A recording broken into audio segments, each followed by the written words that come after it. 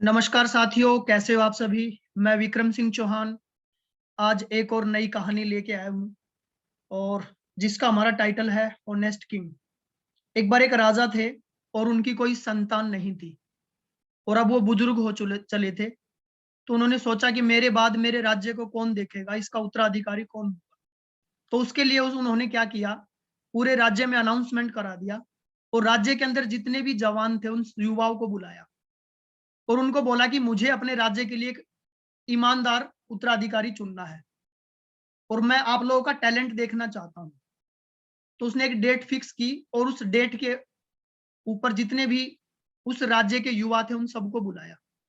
वहां आने के बाद राजा ने बोला कि मैं आप सभी को ये कुछ बीज दे रहा हूं, ये बीज आप सभी लोग अपने घर लेकर जाइए और ठीक आज के 1 साल बाद हम दोबारा मिलेंगे और मैं ये देखना चाहता हूं कि आप इस बीज के साथ क्या करें।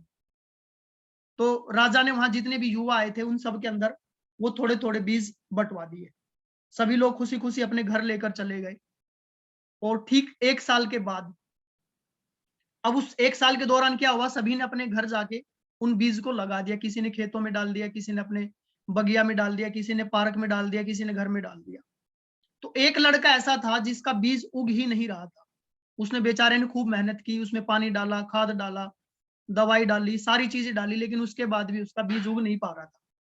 अब हुआ क्या, 1 साल के बाद सब लोग आ गए। अब वहां आने के बाद देखते क्या है कि कोई पूरा रथ में अनाज भर के लेके आ रहा है, कोई गाड़ियां भर के लेके आ रहा है, कोई सर पे बोरियां लेके आ रहा है।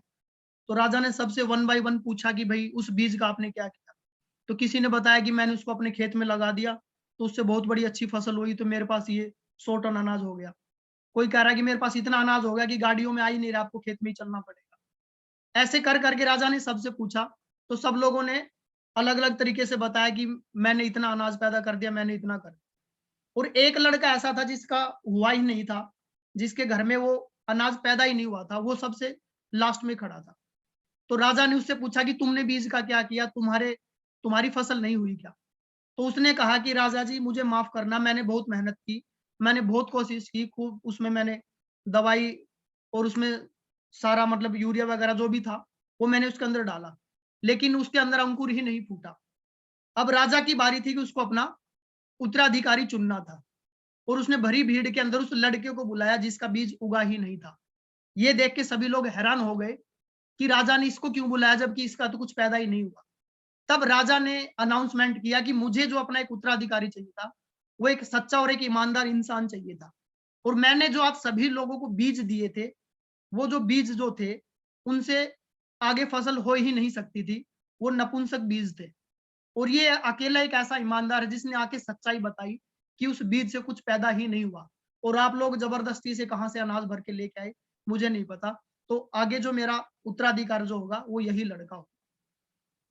इसी प्रकार लाइफ में कई बार हमारा भी मतलब इम्तिहान लिया जाता है, और उस टाइम पे हम जितने सच्चाई और ईमानदारी के साथ वर्किंग करते हैं हम लाइफ में उतने ही बड़े लेवल पे जाते हैं। Thank you very much. मिलते हैं जल्दी एक और नई कहानी के साथ। तब तक के लिए आप सभी साथियों का धन्यवाद। जय हिंद, जय भारत, जय VCMT।